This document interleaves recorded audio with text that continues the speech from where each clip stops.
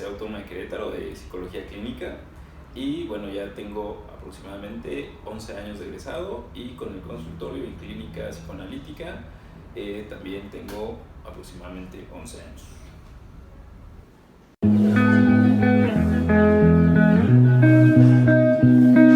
Buenas tardes, maestro Benjamín Cruz. Somos alumnas de la Universidad Marista y estamos estudiando en la Facultad de Psicología.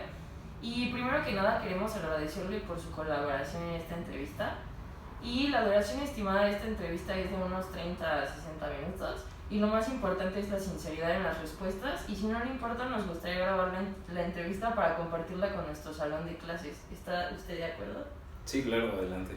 Bueno, nos presentamos. Mi nombre es Jimena Rodríguez. Mi nombre es Débora Monserrat. Y mi nombre es Cintia Ivette Quiñones. Entonces vamos a empezar. Primero, ¿qué te llevó a ser psicoanalista?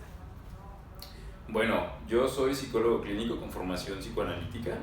Sí hay una pequeña diferencia y valdría la pena como pues sí recalcarla, ¿no? Yo la verdad es que tengo mucho respeto por los psicoanalistas porque me parece que es una función muchísimo más profunda y muchísimo más exhaustiva, ¿no? O sea, sí es una formación como muy, pues para mí, muy amplia, pues, ¿no?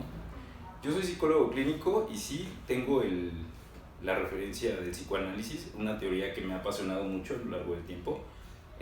Mi decisión por estudiar psicología, la verdad es que fue a partir de que yo era obrero, estando como obrero en una fábrica, rolaba turnos y demás. Y entonces a mí me llama mucho la atención el comportamiento de mis compañeros en esa empresa y me empecé a hacer muchas preguntas respecto al comportamiento humano.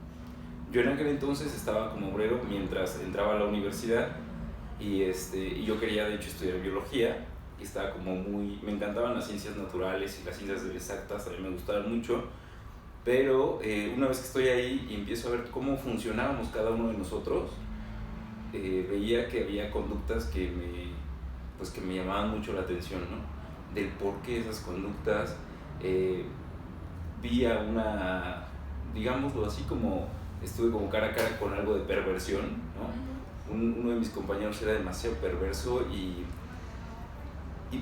pues estaba esa falta de culpa y era como algo que a mí también me generaba con muchas preguntas, ¿no? Y decía, bueno, ¿qué pasa con esto? O sea, ¿por qué a pesar de su circunstancia de vida no hay algo diferente que se pueda hacer? Y también me topé mucho con la repetición, ¿no? O sea, veía que había conductas constantes. Entonces a partir de ahí me surgieron muchas preguntas respecto al comportamiento humano y fue como decidí estudiar psicología. Sinceramente, yo cuando estuve en la preparatoria, yo no tuve como una orientación hacia la psicología como para investigar de qué se trataba. Yo solamente dije, comportamiento humano, vámonos a la psicología.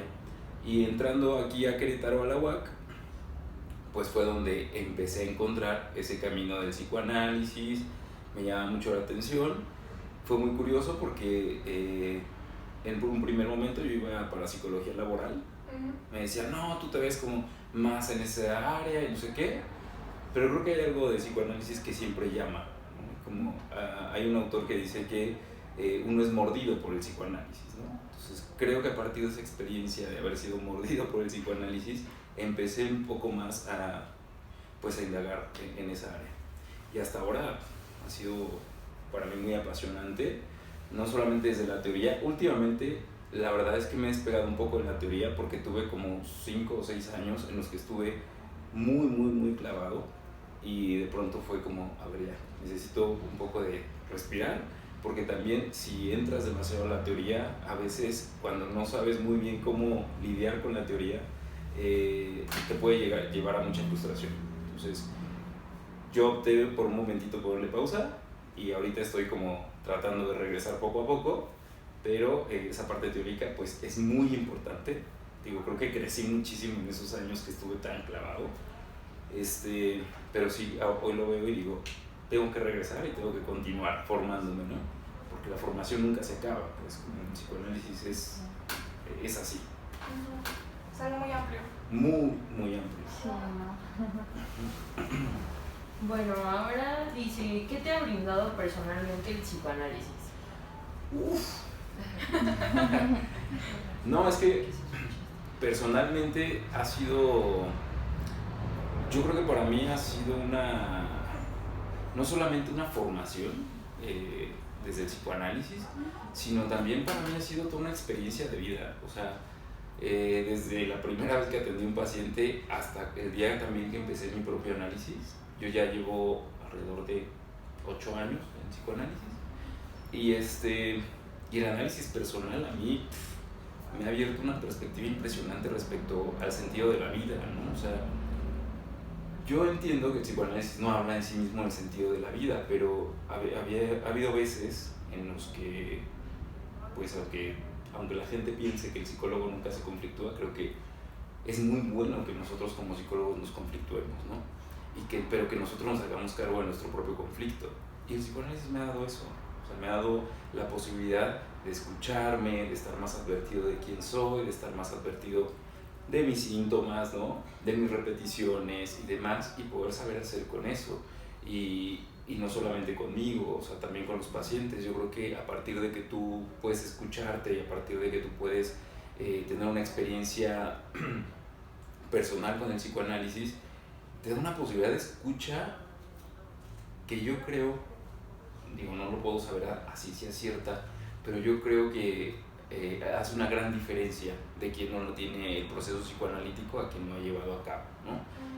Yo puedo decir que ni me puedo llamar psicoanalista, pero sí podría decir que soy un psicoanalista en formación. ¿Por qué? Porque pues, todavía no termino mi proceso psicoanalítico. Y ahí te vas a encontrar con muchas posturas. Quien dice, pues no es indispensable que lo termines. Hasta va a haber quien diga que no importa que no pases por un psicoanálisis, puedes ser psicoanalista. Es la teoría la que te hace psicoanalista.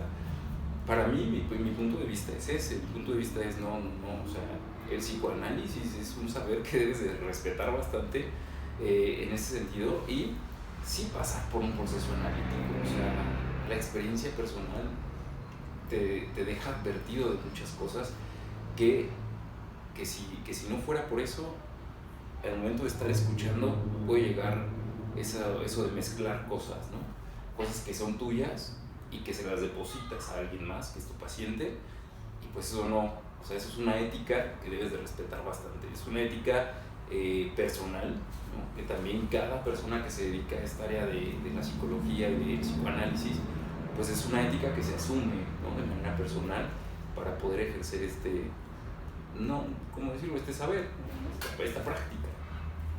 Así es. Claro. Bueno, desde tu punto de vista, ¿en qué consiste el psicoanálisis? Bueno, el psicoanálisis, yo creo que ahí podría dar diversas respuestas. Una que es la primera que se me ocurre, que es justamente cuando un paciente te llama, te dice, bueno, ¿y cómo trabajas, no? Claro. Y pues aparentemente, cuando tú lo escuchas, dices, pues es muy básico. Alguien habla, otra persona escucha, devuelve algo de lo que está escuchando, y pues ya. Pero lo que a mí me parece que es lo más interesante de todo esto de la escucha, no es nada más ponerte ahí como una oreja.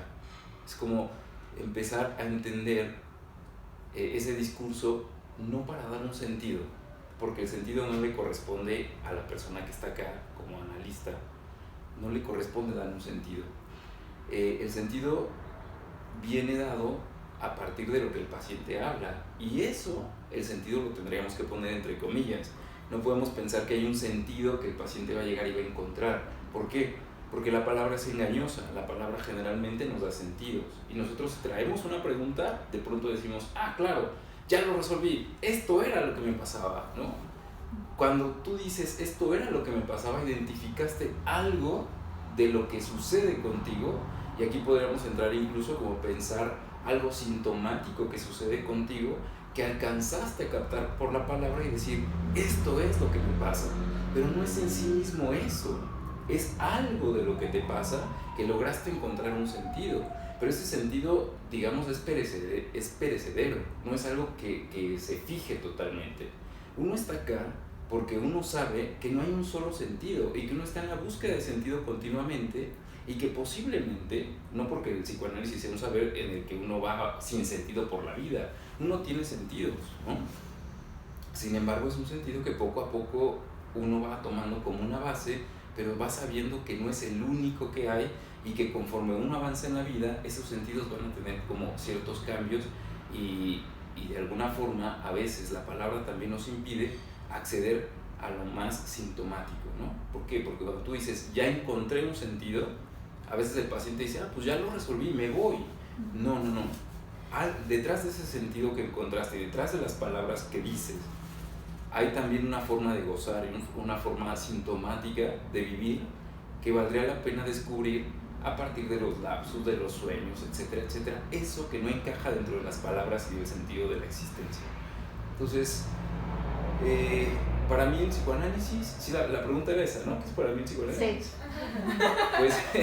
Pues en cierto modo yo creo que es un proceso personal también, es una búsqueda de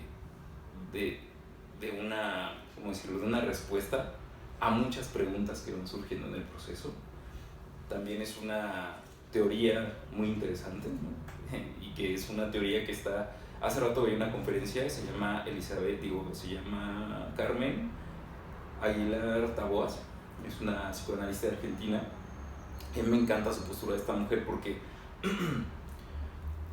ella dice que el psicoanálisis está fuera de, como fuera del mundo, ¿no? El psicoanálisis está por fuera del mundo, o sea, está por fuera de lo explicable.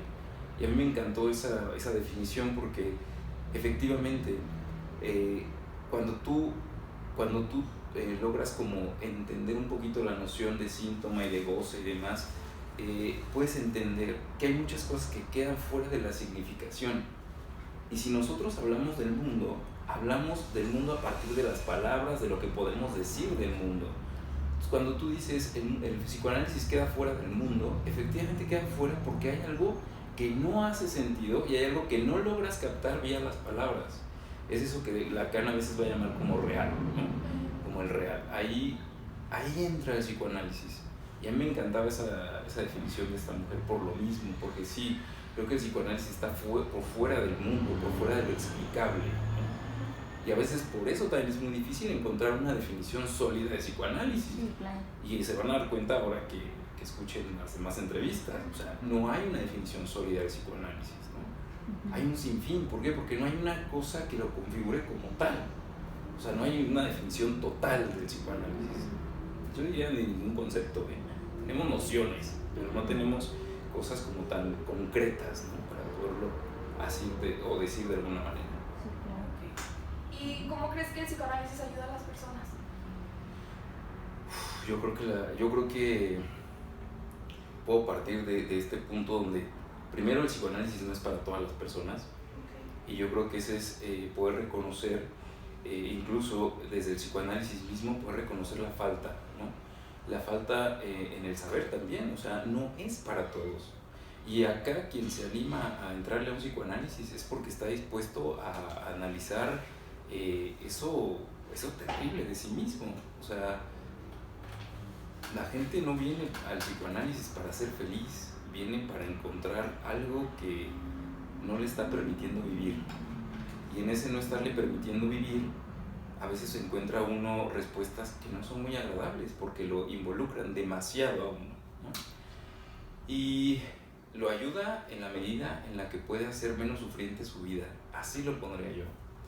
La gente puede recurrir al psicoanálisis si quiere que su vida sea menos sufriente. Yo no sé si mejor o peor, pero menos sufriente sí. Yo así lo pondría, incluso desde mi experiencia personal. ¿Por qué? Porque uno, eso que dota de sentido al sufrimiento, esa narrativa que uno se hace de su propia historia personal, se pone en cuestión. Y a partir de que tú pones en cuestión tu narrativa personal, empiezas a ver que estabas haciendo tormentas en vasos de agua, ¿no? Y de pronto dices, esto no era tan terrible como yo lo veía. Yo me acuerdo de una intervención que me hizo mi psicoanalista una vez que hablaba acerca de una cuestión personal. Recuerdo que era algo relacionado con mis padres, ¿no? Y yo decía, es que eso fue catastrófico. Yo me acuerdo mucho de ese evento porque decía yo, eso fue catastrófico. Y ella me detuvo y me dijo, las catástrofes son terribles y ante las catástrofes no hay nada que hacer. Con lo que te sucede, sí. Y si tú lo ves como una catástrofe, entonces es probable que no haya posibilidad de nada. Entonces, cambiar eso, ese sentido y ver la posibilidad de hacer otra cosa, o sea, te cambia la perspectiva, ¿no? Como que dices, rayos, todo el tiempo vi que esto era como imposible. Yo creo que esa es otra cosa, ¿eh? El psicoanálisis da la posibilidad en aquello que parece imposible, ¿no? Pero también te topas con imposibles que hay que asimilar y dices, pues ni modo, esto de verdad es imposible, o sea, ante esto no se puede hacer nada y pintas tu raya.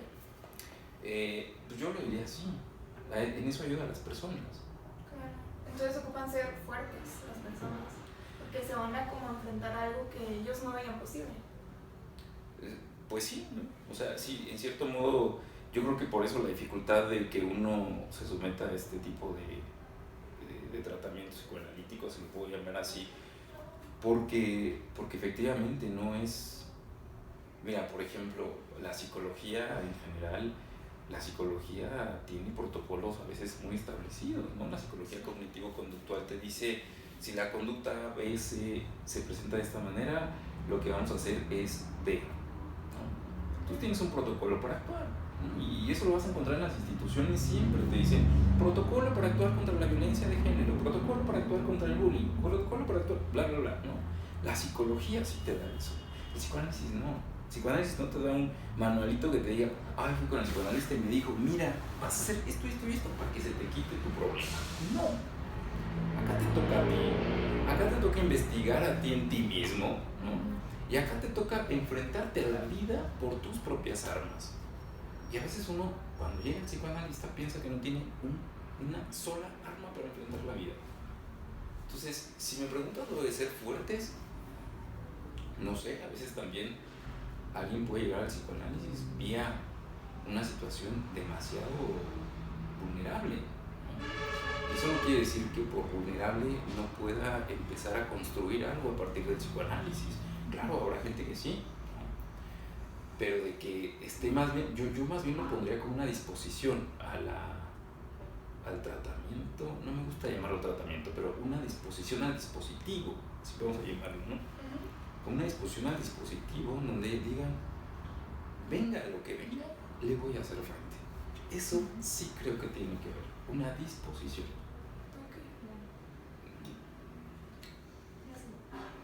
De los casos que has tratado, ¿cuál de ellos fue un aporte fructífero en tu quehacer clínico? Órale. Yo creo que han sido casos, no sé si llamarlo así como fructífero, pero está interesante la pregunta. Digo, cada caso te aporta cosas diferentes, ¿no? Desde los casos que puedes dar una continuidad de muchos años, de mucho tiempo, hasta los casos que son muy breves y que de pronto dices, no, fue poco, pero parece ser que algo aquí hizo clic o se movió. Uno de los casos que a mí más me ha trastocado, digámoslo así, fue justamente cuando yo empezaba la clínica psicoanalítica en mis prácticas, cuando era todavía estudiante. En mis prácticas me tocó un caso de un adolescente que lo tuve por varios meses. A mí me parecía que íbamos a hacer un trabajo, íbamos construyendo un espacio muy interesante. Y en una de esas, la transferencia llegó a tal grado en donde él me pudo compartir cosas personales como muy fuertes para él. Y tan fuertes habían sido y tan traumáticas habían sido en su experiencia personal que él tenía algunos delirios, algunas alucinaciones, tenía un delirio de persecución con su padre y alucinaba al papá y el papá venía y lo golpeaba. Entonces una de las experiencias más pues extrañas que tuve, digámoslo así, es que había un espejo, me acuerdo, un espejo en la orilla y empieza a decir que viene su papá, ¿no? Dice, ahí viene, ya me llamó la atención a la situación del espejo, o sea, a partir del espejo viene el papá al consultorio, empieza a insultarme, según lo que él me narraba, ¿no? Yo la verdad es que no sabía en sí mismo cómo enfrentar esto, ¿no? Son cosas que no te enseñan en la teoría y no te dicen, cuando se te presente un adolescente que alucina, vas a hacer esto. No, pero sí te dicen que ante el delirio lo que menos puedes hacer es contradecirlo y decir, eso no existe, ¿no? Y pues lo que hice fue más bien como interrogar ese delirio, interrogar esa alucinación, qué estaba pasando, quién era, para qué venía. Le dije que le invitara a su papá y se sentara con nosotros a platicar, a ver qué tenía que decir, por qué estaba aquí, etc. El chico se empezó a angustiar horriblemente. O sea, era el papá que venía amenazador a quererlo golpear y a decirle que era un traidor y un chismoso por irme a contar todo a mí, ¿no? Traía toda una historia de violencia efectivamente con su papá. Pero para mí fue algo que, pues, que me movió mucho, ¿no? O sea, yo duré una semana angustiado. Son de esas cosas que la experiencia te va dando como para poder ir separando, ¿no? En ese momento parecía que yo me quería hacer cargo de la angustia de este chico, y así literalmente, toda la angustia me la llevé yo. Sí. Y lidié con esa angustia durante una semana. No podía dormir. Fue algo bastante complejo para mí.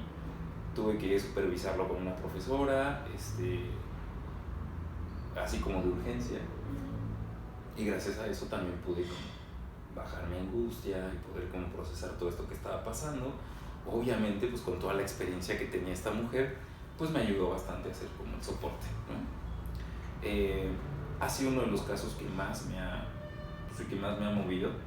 Nunca me he vuelto a topar otro caso así como de alucinación y demás. También eso es otra cosa que te pone de cara a cara con diferentes situaciones y dices, con esto sí le entro y con esto no le entro, ¿no? Y yo, por ejemplo, hoy en día sí te puedo decir, si me vuelve a llegar un caso bajo esas circunstancias o características, y si yo sé que hay de por medio alucinaciones y demás, yo prefiero decir que no. O sea, yo sí digo, yo con eso no me siento como recursos personales como para poder lidiar con algo así. Es una cuestión muy pesada, al menos para mí lo fue. No sé si para todos, pero para mí fue muy pesado.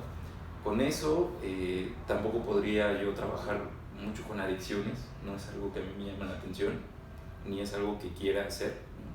A mí me han llegado pacientes que tienen algún tipo de adicción y demás, y pues no, o sea, yo ante eso definitivamente digo no, adicciones no, pero pues hay otras cosas que sí, o sea, la misma clínica te va perfilando, ¿no? Yo, por ejemplo, ahorita mi mayor demanda es con pacientes adolescentes, que es otra cosa interesante, porque yo nunca creí que fuera a atender adolescentes. Yo cuando estudiaba la carrera odiaba a los adolescentes. Claro, jamás quiero atender adolescentes, ¿no? O sea, que estaba. Pero eso tiene que ver mucho con la historia personal. Mi adolescencia fue un poco gris. Entonces, cuando yo me enfrentaba a esos adolescentes rebeldes y demás, o sea, me confrontaban con una cara que yo no conocí por diversas razones, ¿no? Pero estaba yo muy conflictuado con los adolescentes. Y termino trabajando en una preparatoria dando clases con adolescentes de cristal, ¿no? Son chicos de TEC de Monterrey, que son como... termino atendiendo más adolescentes aquí en el consultorio. Y también, bueno, atiendo gente, pues adultos jóvenes también.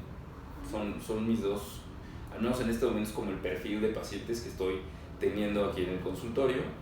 Personas de la tercera edad tampoco, o sea, tampoco es como algo que a mí me interese. Yo tenía amigos que estaban fascinados trabajando con adultos mayores y les encantaba y demás, y yo decía, pues qué padre, no es lo mío tampoco. Y creo que también eso te va dando el psicoanálisis, la posibilidad de ir diciendo esto sí, esto no, esto sí, esto no. Este paciente sí se queda en psicoanálisis, con este paciente viene de manera transitoria, etc. O sea, y no es algo que determines tú, lo va determinando también el propio tratamiento. Bueno, las propias sesiones, tú te vas dando cuenta de con quién sí vas a poder trabajar y con quién definitivamente no. Y no puedes hacerte el necio porque no funciona. Debe haber transferencia y eso es importante. Sí, claro, sí. Así Tal vez es. decirle a otra persona que se haga cargo de ese paciente al momento de que tú no te sientes.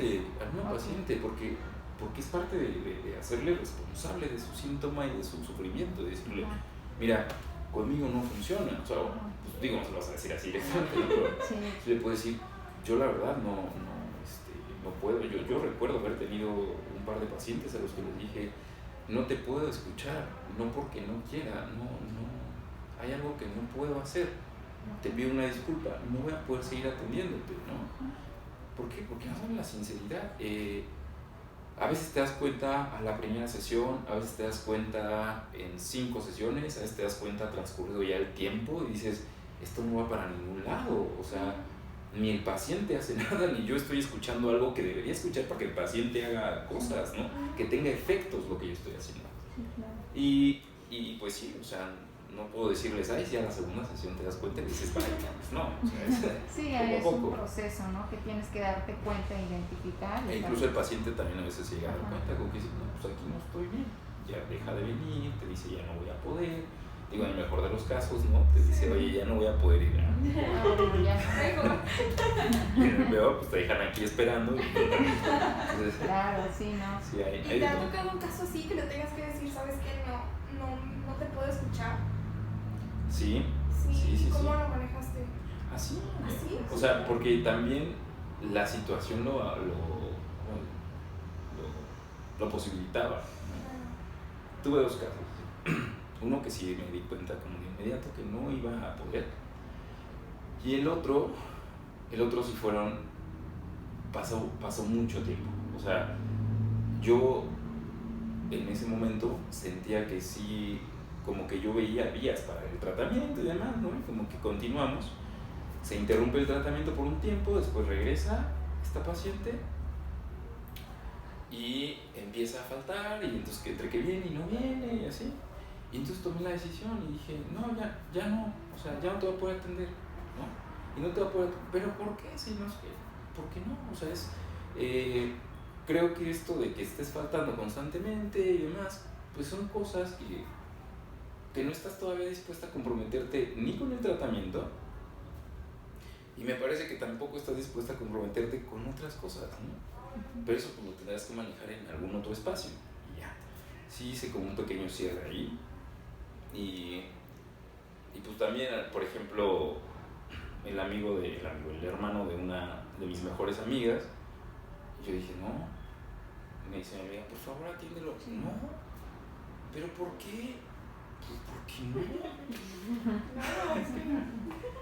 De hecho había algo como con este chico que yo decía, no me hace clic, o sea, no me hace clic como para atenderlo, ¿no? A lo mejor pudiera haberlo intentado, pero dije, no, yo no quiero. También es importante eso, que uno pueda reconocer, no quiero, y no está mal. ¿Por qué no tendría que poder con todos los pacientes, no? Y no sé si sea prudente decir esto, pero no sé si tenga que ver con el tema, pero yo creo que también uno debe tenerle cierto respeto al espacio, ¿no? Yo conozco gente y yo creo que uno cuando va empezando recibes de todo y pues ahora sí que es como ese ímpetu de querer conocer, saber y atender gente y demás. Uno recibe de todo, pero no, yo creo que uno no tiene que recibir de todo, uno tiene que ser muy consciente de quién sí y quién no, y otra cosa, lo monetario, ¿no? Eso también, a veces uno recibe pacientes porque quiere dinero, y es muy diferente que tú atiendas a un paciente porque necesitas dinero a que atiendas a un paciente porque pues, lo vas a atender y el dinero viene como efecto secundario. Yo no digo que no sea importante, porque también depende mucho de cuánto le cobres al paciente para ver si se involucra o no con el tratamiento. O sea, porque hay pacientes que te dicen, no puedo pagar eso, pero pues te empieza a hablar de que se da ciertos lujos, de no sé qué, y que eso también tiene que ver con su forma de sufrir. Dices, a ver, aquí hay otra cosa. Entonces sí tienes que hacer como algunos ajustes a veces. Eso del cobro es muy importante también, pero no puede ser, o sea, el consultorio no puedes verlo como algo meramente lucrativo, ¿no? Yo por eso, a mí me ayudó mucho desmarcarlo de ahí. Yo llegué a un momento en el que me dediqué exclusivamente al consultorio, pero creo que había veces que forzaba mucho, ¿no? Porque depender exclusivamente del consultorio, pues evidentemente los gastos de adultos pues son gastos, ¿no? O sea, sí son algo de gastos. Entonces, de pronto depender exclusivamente del consultorio te posiciona a veces en un lugar en donde no puedes trabajar. O sea, sostienes otra cosa, pero no sostienes un tratamiento analítico, por ejemplo. O sea, hay que tener mucho cuidado. Yo ahorita lo tomo como algo que me permite seguir desarrollándome en la clínica, como que me permite seguir ejerciendo lo que me gusta, porque me gusta, pero no lo tomo como decir, no, pues de aquí voy a sacar para vivir. No, digo, hay gente que lo hace, ¿no? Pero a mí no me funciona. Sí, no. Totalmente. A mí no, personalmente no. Entonces, hago mil cosas, pero y una de esas es el consultorio. Pues qué padre que lo veas por ese lado de la pasión, ¿no? No tanto por lo monetario como mencionabas. Sí, y bueno, respecto a lo que nos dijiste que no querías tratar con cierto tipo de personas y todo, queremos saber, entonces, ¿cómo se lleva a cabo tu trabajo clínico? No sé, o sea, que estás igual especializado, ¿con qué trabajas más? Nos dijiste que adolescentes, pero no sé, también niños o algo parecido. Bueno, pues sí, ahorita estoy trabajando más con adolescentes y trabajo más con adolescentes y adultos jóvenes. En algún primer momento trabajé con niños. De hecho, esa caja negra que viene ahí, esa caja negra está llena de plumones, marcadores, etcétera, para dibujar. También les soy sincero, hay veces que con los adolescentes esa cajita me es muy útil, ¿no? Porque hay adolescentes que pues los traen obligados al consultorio y no quieren hablar. Entonces esa es como la vía de entrada. Esa es otra cosa también importante. Generalmente con los adolescentes la demanda no es personal, o sea, no es como decir, yo necesito que me lleves al psicólogo. O sea, los traen los papás preocupados por sus hijos, que no cumplen con las expectativas a veces de sus papás. Es importante, por ejemplo, cuando trabajo con adolescentes, sí trabajar a la par con papás y con los adolescentes. Digo, no a la par que yo trabaje con los papás, ¿no? Pero sí sugieres que pues, también los papás estén en algún otro espacio, o bien de repente sí citas a los papás, ¿no? Sobre todo cuando hay situaciones como de mayor riesgo o demás, sí citas a los papás constantemente. He tenido adolescentes de toda clase aquí, ¿no? O sea, desde el adolescente que viene, tengo un adolescente maravilloso que llega y habla y hace interpretaciones de sí mismo, empieza a cuestionar cosas. No, está increíble, ¿no? Es un paciente, también hay aguas, porque a veces uno se puede fascinar demasiado con los pacientes y saber, espérate. Sí, la niña, claro. Entonces, y eso también a veces no te permite trabajar, ¿no? Como cuando es como una fantasía y dices, wow, dices, a ver, bájale, porque no te vas a dar cuenta de cosas que están sucediendo y que detrás de toda esa fantasía puede ser que estén ocurriendo cosas que no te estás percatando por lo mismo. Y he tenido pacientes que llegan y se sientan y les juro que pasan 40 minutos y dijeron 5 palabras, ¿no? Pero pues entonces, y hay adolescentes que igual parece un interrogatorio policíaco, o sea, estás, oye esto, oye, pero poco a poco me acordé de un chico que llegó, tenía 13 años en aquel entonces, y casi no hablaba en las sesiones, pero el día que hablaba, o sea, era hacer un trabajo, como que todo lo que no había hablado en varias sesiones, llegaba a una sesión en la que se explayaba y hablaba y se daba cuenta de muchas cosas y demás, y otra vez, como que de repente era la resistencia de regresar otra vez al espacio y decir, ya hablé demasiado. Entonces otra vez, y poco a poco se fue soltando hasta que ya él mismo dijo, no, ya está aquí, mira, se fue. Y después de años, después de como 4 años, regresa, regresó a trabajar. O sea, dijo, traigo esto y me estoy preguntando esto. Se fue por el camino de la filosofía, sabía mucho de filosofía a sus 19 años. Y pues son cosas que dices, wow. O sea, y él reconocía, decía, es que mi primera experiencia acá en análisis, empecé a darme cuenta de cosas así, que justo lo llevaron al camino de la filosofía, ¿no? Como para poder encontrar algunas respuestas, y dijo, ahí no voy a encontrar nada, o sea, lo tengo que encontrar de otra manera, y por eso regresó. Entonces, eso podría ser como algo que te puedo responder a tu pregunta. Yo trabajo más o menos así con los adolescentes, pues con los adultos sí hago también a veces escanciones,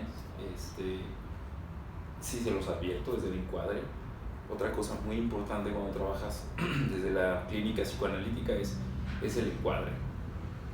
Tienes que dejar las reglas del juego muy claras desde el principio. Si faltas, ¿qué va a pasar? Y no son amenazas, son reglas del juego. A veces voy a tener que interrumpir la sesión si dijiste algo que creo que es muy importante y que te vas a estar pensando en eso. Puede ser que te interrumpa hasta los 20 minutos, a los 5 minutos, ¿no? Si fue algo extraordinario. Cosas así como los horarios, los honorarios. Los honorarios te puedes poner de acuerdo. Hay gente que puede pagarlo, hay gente que dice, tengo muchas ganas de venir, pero no puedo pagar tanto, puedo pagar esta cantidad. Digo, si estás en disposición de hacerlo, adelante, ¿no? Porque si de pronto también tú te juegas al valiente y dices, sí, y tú dices, no, yo no puedo cobrarte 5 pesos, ¿no? O sea, perdón, pero no, yo no. Si alguien más te los cobra, que bien, yo no. Entonces, también tú debes de decidir eso, ¿no? Los honorarios, por ejemplo, y demás. O sea, las reglas del juego debes de tenerlas muy claras tú también, ¿no? Si llega tarde, ¿qué va a pasar si llega tarde? Si tú llegas tarde, porque pues no le pasa, no llega tarde. Y esas cosas, ¿no? O sea, sí hay que saber cómo trabajarlas y ponerlas como en orden. Claro. Sí. En cuanto a Freud, ¿consideras que su filosofía se puede adaptar a los tiempos actuales? ¿O consideras que necesita ciertas modificaciones? Yo creo que cuando entramos ya a la parte teórica, uno puede encontrar muchas posturas respecto a eso, pero Freud habló de cosas muy humanas en el sentido del amor, por ejemplo, que es algo que el amor va a ser vigente en el 2020 y fue vigente en los tiempos de Freud y ha sido vigente. Los antiguos filósofos hablan del amor, ¿no? O sea, en la medida que él introduce estos conceptos y él habla de estos conceptos, a mí me parece que Freud puede ser vigente en cualquier momento. Yo creo que más bien habría que pensar en qué lectura se le da a todo eso, ¿no? Porque al final de cuentas los seres humanos mantenemos algunos temas esenciales y esos temas esenciales te los sigues topando aquí. O sea, la gente sigue viniendo por problemas con el amor, ¿no? La gente sigue viniendo por problemas con los padres, la gente sigue viniendo por esa clase de problemas como de lazos filiales. O sea, te das cuenta que eso que decía Freud, obviamente no lo vas a interpretar ni lo vas a pasar de la teoría a la práctica. En la práctica se juegan cosas muy singulares. La teoría te sirve como un referente y dices, es como mi cortina, es como mi telón de fondo, de donde yo voy a partir para darme una idea de lo que se trata acá. Y es importante la palabra que utilizaste, ¿no? La palabra filosofía. Fíjate que hoy en día yo creo que está muy vigente eso de las filosofías de vida con los coaches y demás, ¿no? Sí. Si lo trasladamos, la teoría freudiana, si la trasladamos a una filosofía freudiana, se puede convertir en eso, ¿no? Se podría convertir en cómo debes de trabajar con pacientes desde la filosofía freudiana. ¿Por qué? Porque es una forma de... Cuando lo trasladas a una filosofía se traduce casi como una forma de atención, ¿no? Que es muy diferente a que lo utilices como una referencia. Claro, Freud atendió al hombre de las ratas, Freud atendió la Adora, Freud atendió bla bla, sí. Hizo interpretaciones impresionantes de sus casos. Y tú dices, ok, ese fue Freud con esas pacientes. Yo soy Benjamín en el 2021, perdón, 2020. Casi 21. En el 2020, con este paciente en particular. Y ahí yo creo que es otra incitación a tener mucho cuidado con esto de revolver teoría y práctica, porque son cosas muy diferentes. Por eso está la clínica psicoanalítica y está la teoría psicoanalítica, que son dos cosas que se complementan, ¿no? Porque mucho de lo que se ha escrito de psicoanálisis sale de aquí, de la clínica. Son preguntas que uno se está haciendo todo el tiempo, y bueno, este paciente, ¿por qué por esta razón sigue repitiendo tal cosa? Y no sé si conozcan un poco de topología, pero al menos Lacan aborda justo la topología porque son puntos ¿cómo se llama? Puntos imposibles. O sea, son agujeros imposibles, son cosas imposibles en el espacio. O sea, hay algo de imposibilidad de poder captar en el psicoanálisis. Por eso se han usado tantas teorías y cosas, porque hay algo de imposible en el psicoanálisis. Y ya me perdí, ¿qué estaba? ¿Qué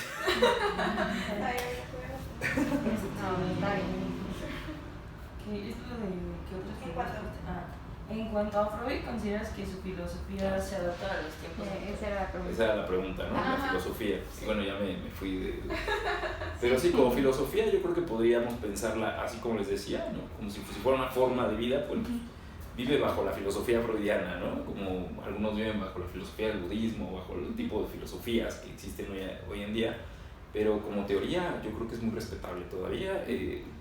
Freud va a ser, para mi punto de vista, Freud va a ser vigente siempre, pero como un referente del psicoanálisis. Sí, claro. Bueno, ¿qué otras figuras posteriores a Freud veis relevantes en la historia del psicoanálisis y por qué? Hay muchísimos, ¿no? Y yo creo que ha habido como tiempos. Fíjense que en los tiempos de Freud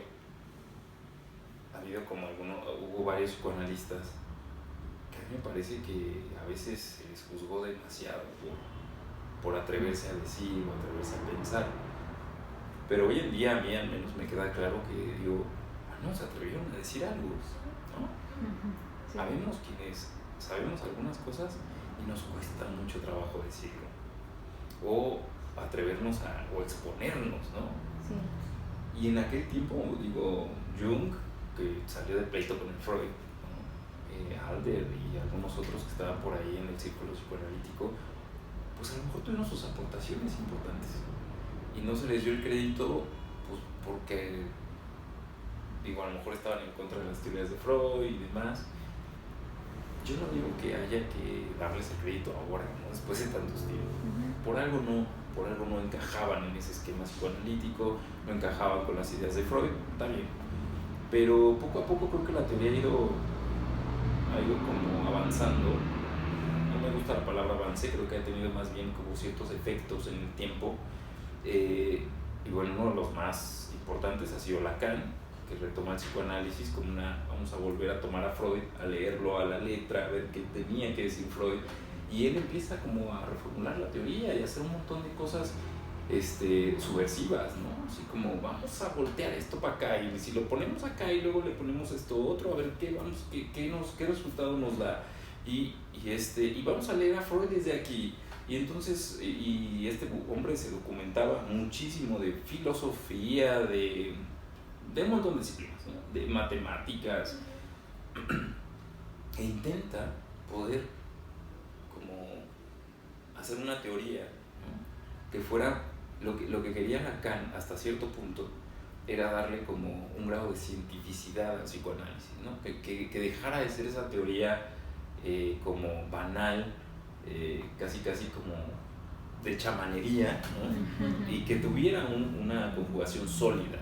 Entonces Lacan, creo que su intención sirvió mucho como para darle solidez a la teoría y solidez al psicoanálisis, ¿no?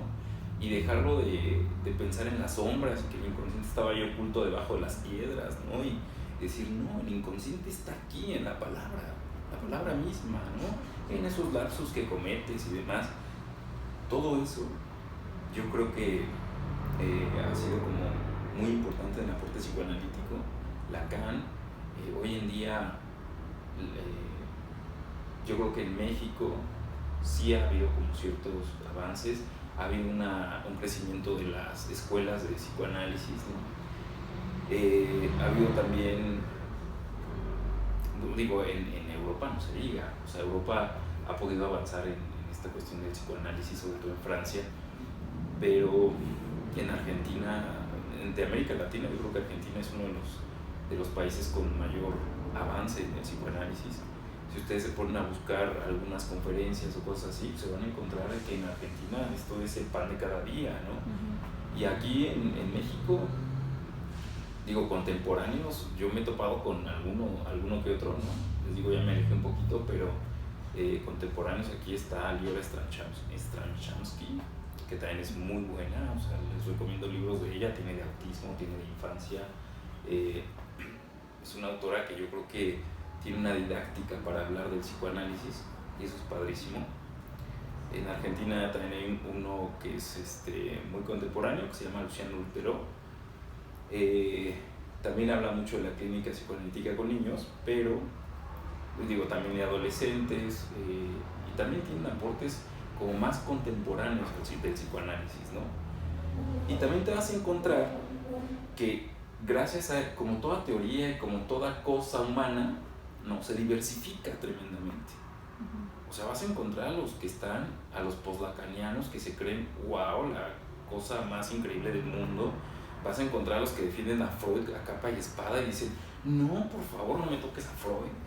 Y vas a encontrar, y aguas con eso, ¿no? Porque de pronto las escuelas parecen que se vuelven religiones, ¿no? Entonces, en el nombre sea de Freud, o sea, no. Esto es una teoría, no es un dogma, no es que crees en Freud o crees en Lacan. Y es que hay gente que les recomiendo mucho un autor que se apellida Eldenstein.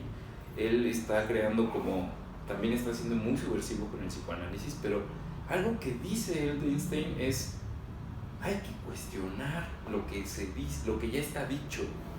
Dice, no deja a la gente de estar repitiendo lo mismo que dijo Lacan en 1970 y tantos. No es repetir la teoría, es ponerla en consideración y en cuestión tanto de la época como de poner en cuestión esos conceptos si siguen vigentes, ¿no? Porque va muy ad hoc con la pregunta que me hacías. A ver, ¿podemos seguir hablando de pulsión todavía? Claro que sí. A ver, ¿por qué dices que sí? Y empezar como a discutir sobre eso, ¿no? Y eso sería, sí hay muchos aportes actuales. Creo que después de Freud, por supuesto que ha habido una gran apertura al psicoanálisis, más en unos lugares que otros, pero seguimos, ¿no? Seguimos en esto. Y la teoría y la práctica psicoanalítica, a mi punto de vista, todavía tienen mucho que dar y todavía tienen mucho tiempo para estar. Sí. Y ante, todo esto que hemos dicho, ¿tú recomiendas la carrera de psicología para los futuros universitarios y por qué? Ok, esa es una buena pregunta. Si me la hubieran hecho cuando salí de la carrera, no sé qué hubiera hecho. Pero hoy en día, híjole, si me preguntas a mí de manera personal, a menos de que seas un apasionado por la psicología o por el psicoanálisis, que seas un apasionado por esto, que realmente estés como en esa disposición no solamente de escuchar, sino de escucharte a ti mismo. Si estás dispuesto también a diversificar tu saber, ¿no? Porque eso es otra como que también hay que estar como muy advertidos.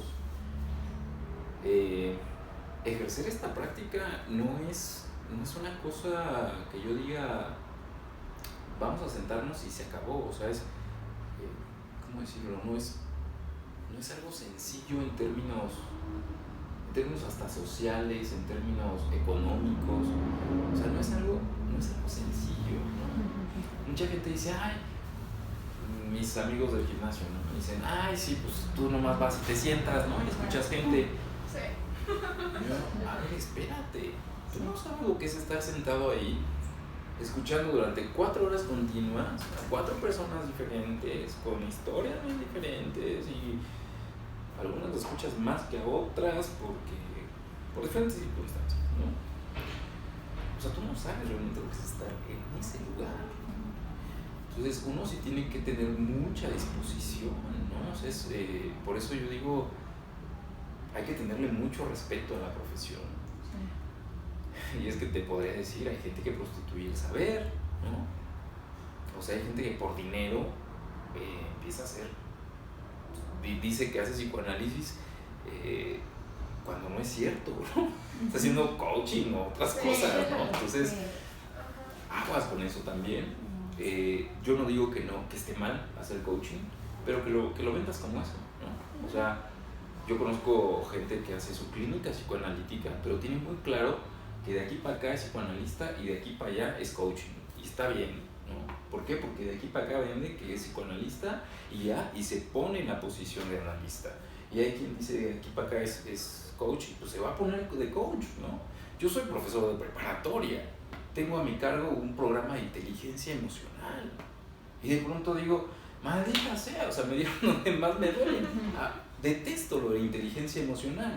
Y lo detesto por dos razones. Una, porque no creo en eso. Y la otra, porque tampoco me había documentado nunca sobre la inteligencia emocional. Y ahora que me documenté, y ahora que estoy encargado de eso, porque no me quedaba de otra, ¿no? Porque es parte de mi trabajo, o te lamentas y lloras porque estás en algo que no te gusta, o empiezas a encontrarle la forma de llevarlo a esos públicos de una forma que no sea de manual, de una forma que sea como, que incluso tenga como tu propio aporte, ¿no? Hasta un aporte de repente ahí se me desliza también la clínica psicoanalítica y se me van algunos conceptos dentro de todo eso de la inteligencia emocional. Digo, sí se me desliza por ahí a veces el asunto, pero no, o sea, yo sí tengo claro que de aquí para acá es psicoanálisis. Otra cosa, habrá con quien yo diga, con este paciente sí es psicoanálisis, pero con este paciente no. Con este paciente es una escucha clínica y vamos a ver qué sucede. Este paciente viene a dar sentido a algo que no lo tiene en este momento y se va a agarrar de ese sentido y se va a ir. Y sí, ¿no? Y es gente que dice, yo vine a resolver esto y ya. Oye, pero o sea, habría posibilidad de hacer esto otro. No. Como que dicen, ni le muevas. Con eso estoy paciente, ¿no? Sí, claro. Y ¿sí era la pregunta? Sí. A ver, tomando en cuenta tu relación con el psicoanálisis, ¿en dónde se especializa tu labor y por qué? Pues ya más o menos lo dije, ¿no? Como en los adolescentes. Sí, adolescentes, sí. Adolescentes y adultos. Mira, te voy a decir, ya pasó la hora. ¿Quieres que le sigamos o...? ¿Ya pasó la hora? Sí, ya pasó la hora, pero nos quedan, ¿qué? 5 o 6 preguntas. Entonces tú dices si le seguimos o... Como ustedes quieran. Ahorita no tengo paciente. De hecho, también por eso reservé el espacio de 2 horas. Entonces, ¿cuáles son los problemas psicológicos más frecuentes?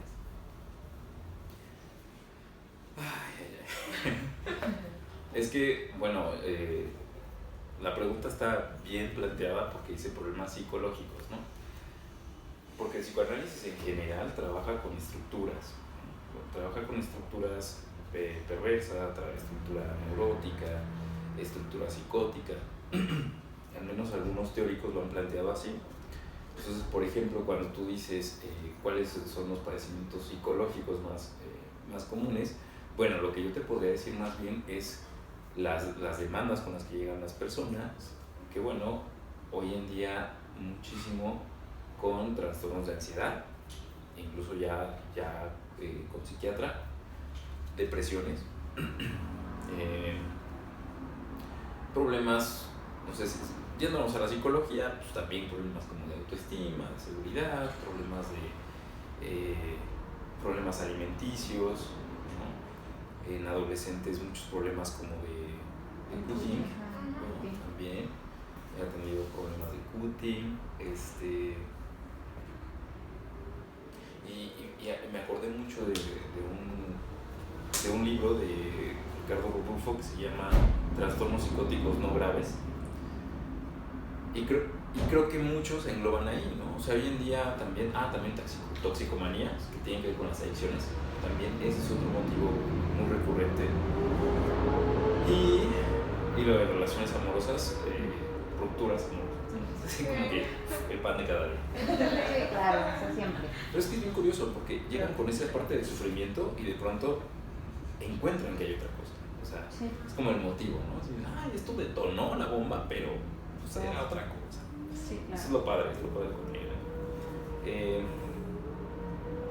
Te decía que había trastornos psicóticos no severos, porque también hay gente que bueno, opera muy bien en sociedad, pero tienen algunos periodos críticos en donde se ponen muy mal, o sea, su conducta sí se ve realmente afectada y llegan a cometer actos, ¿no? O sea, actos violentos, en el mejor de los casos actos violentos no severos, ¿no?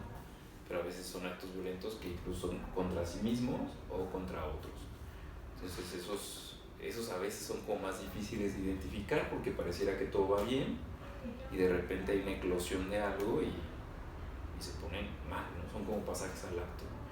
Entonces ahí a veces uno podría decir, bueno, sí se puede detectar, pues depende, ¿no?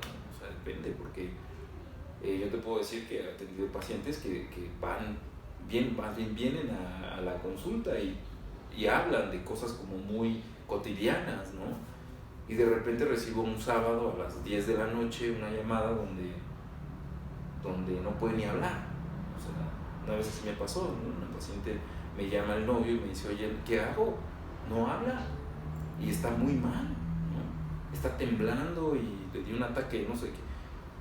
Y de pronto dices, pues, ¿qué haces, no? Y bueno, de acuerdo a lo que has trabajado y demás, pues hablas con esa persona. Pero bueno, es eso, más que nada, en general pueden ser esos trastornos, ¿no?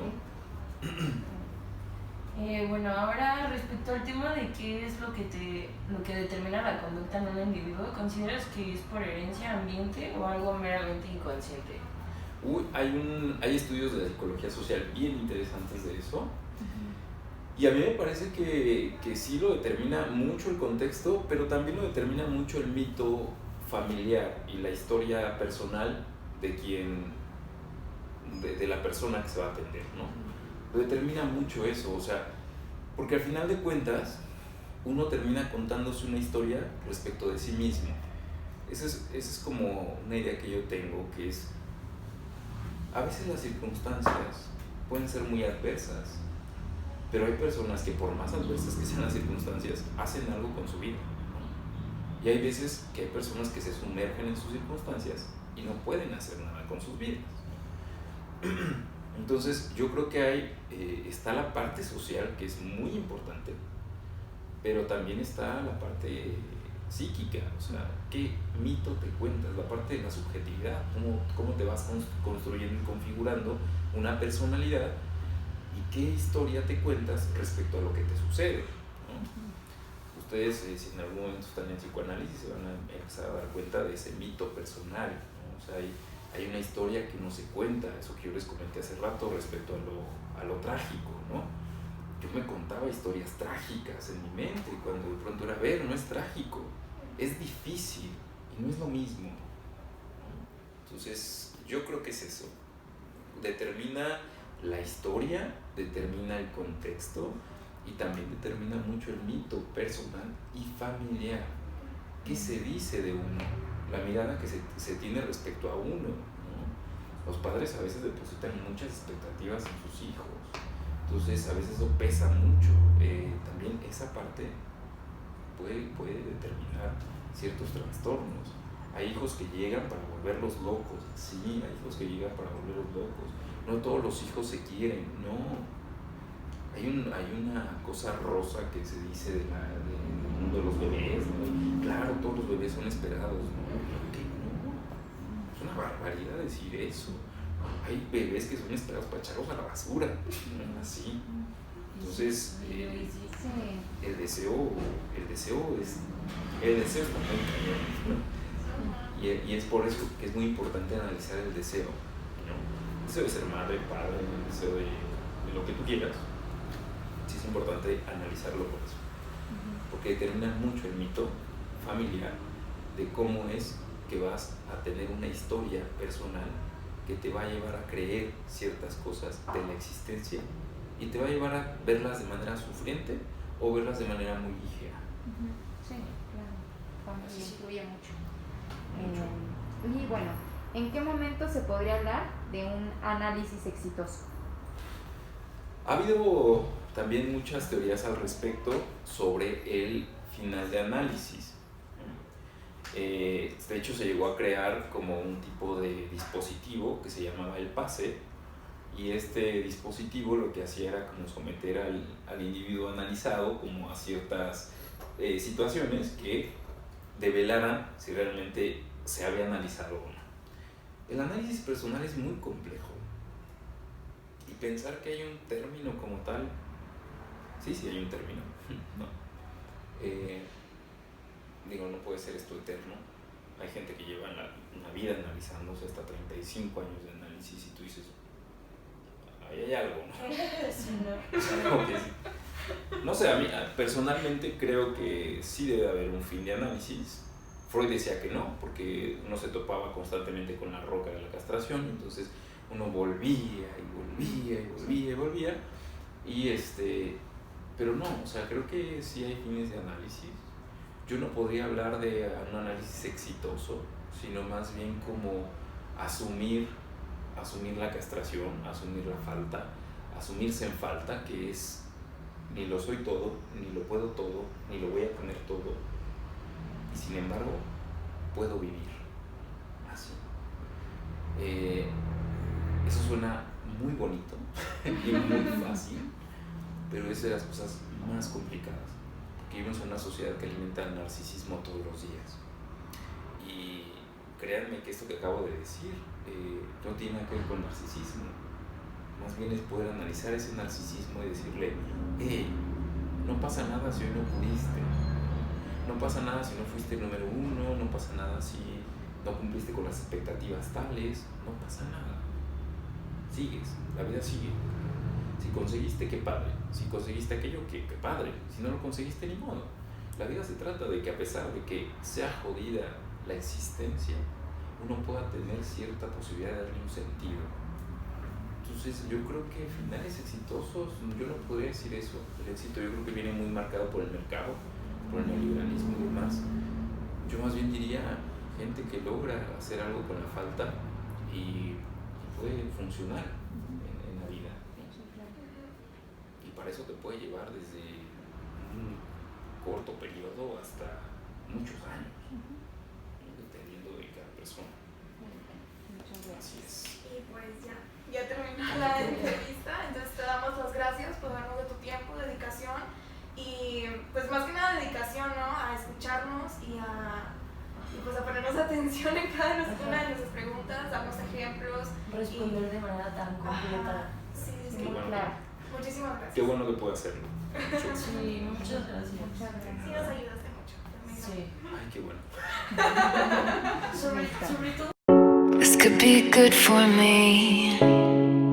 Lately I was feeling like I need a purpose.